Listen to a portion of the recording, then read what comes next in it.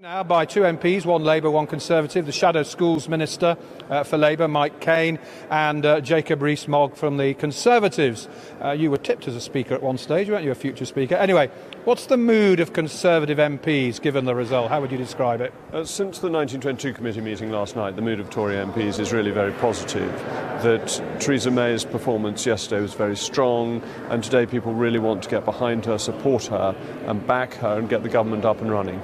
What do you think of what Mr Corbyn said about how this might be a very short parliament, another election soon? It's one of politicians and journalists' favourite sports, speculating about when the next election will be. And we thought all the fun of that was taken away by the Fixed Term Parliament Act, but it's back.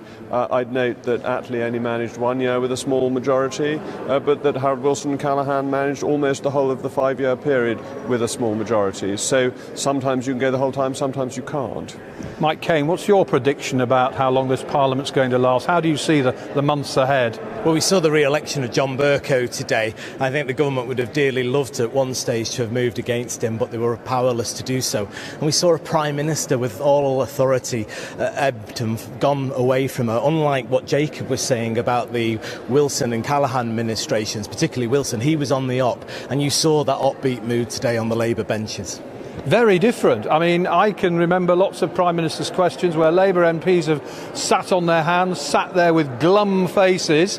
A lot of humble pie being eaten by Labour MPs in the tea room, is there? Well, I think what you saw was the party come together, particularly after the second leadership election, and you just saw one of the best campaigns of modern political history, which, produced a result that was absolutely unexpected, let alone 6 months ago, let alone 4 weeks ago. And you see now Labour back in the game, on the ascendancy, and who knows what will happen over the next few days. Jacob Rees Mogg, what are the really tricky problems facing Theresa May and the Conservative government? Brexit, I guess, is one.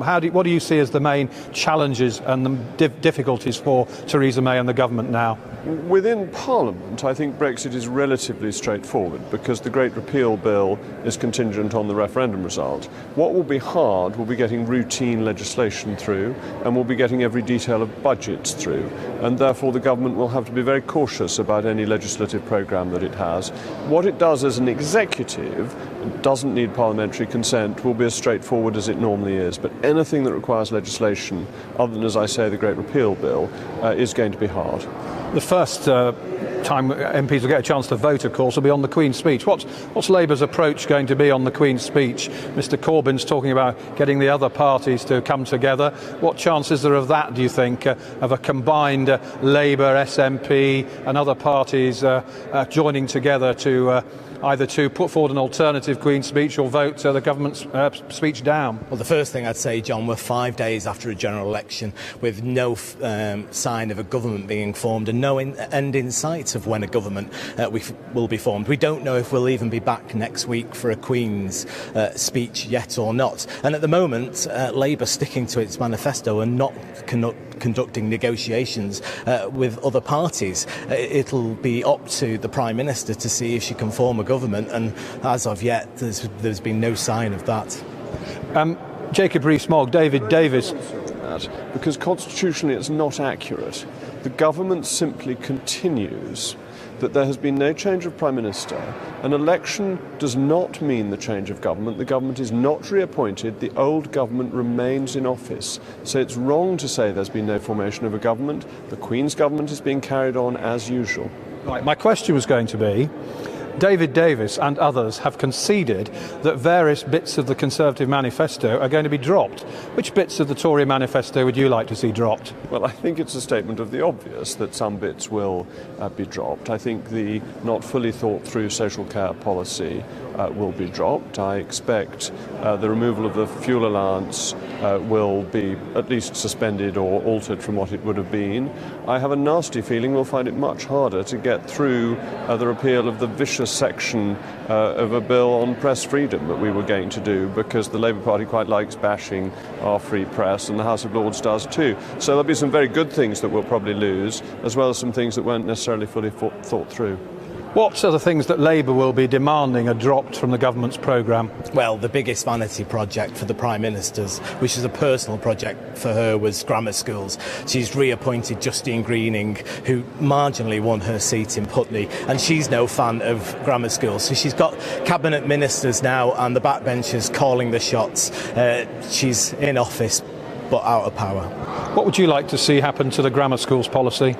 Well, as it happens, I support the grammar schools policy, but I thought it was a distraction in the election debate because it'll be a very small number of schools, even if it happens. I doubt there is now a majority to get grammar schools through, and you have to face political reality. Prime Ministers and Chief Whips always need to be able to count. They can't get their business through if they don't have a majority, and there's no point in using political capital up on things that simply won't get through Parliament. But that doesn't mean we can't have a government that is doing all sorts of other important things, ensuring that the Academies programme continues to roll out, which has been improving standards dramatically across the country.